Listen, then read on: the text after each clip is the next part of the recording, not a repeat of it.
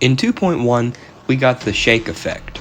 This effect would shake the player's screen whenever the player walked by it. While in 2.2, we're getting a lot of effects similar to this. You might have noticed when the player jumps into the swingcopter portal, the screen goes all monochrome. Not to mention that time slows down and the camera zooms into the player. You probably didn't notice that a similar effect happens when the player hits this dash orb. And we can't forget the blend of effects that we see here. Just look at that. Let's look at this orb. Looks a little weird, doesn't it? Now I want you to look at this spider portal. What's going on with all the textures? This is actually a new colorblind support that RobTop added into the game upon request. He likes it so much that he uses it to play and also in the sneak peek, despite the fact that RobTop isn't actually colorblind. But forget the colorblind, because now we have this potion that turns the player into a mini cube. It's a cool idea, but now we have two potions that look the same. Take a look at this spider gameplay. Notice that the colors of the spider are actually different from the colors that RobTop are using. This is probably another effect that RobTop added into the game which changes the color of the player, or inverts them as we see here. Let's take a look at these mountains. They stop whenever the camera stops, and then whenever the camera starts, they start again.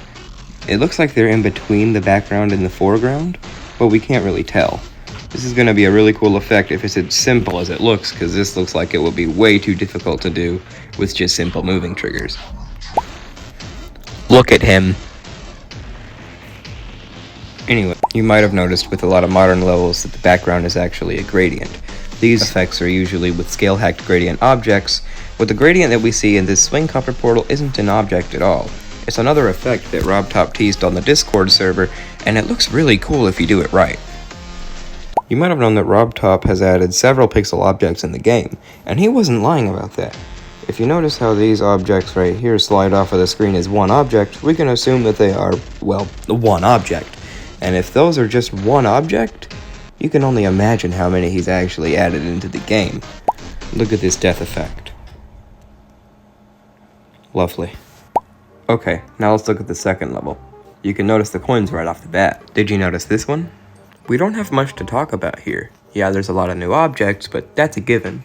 We can assume that you can go up these half blocks, otherwise that ladder would be kind of useless. And that cage is rotating really well. Maybe it does that on its own. I can only hope so. The question is, do we get this cutscene every time we enter this level? If so, is there a way to skip it? This looks really long. I don't want to have to wait through it every single time.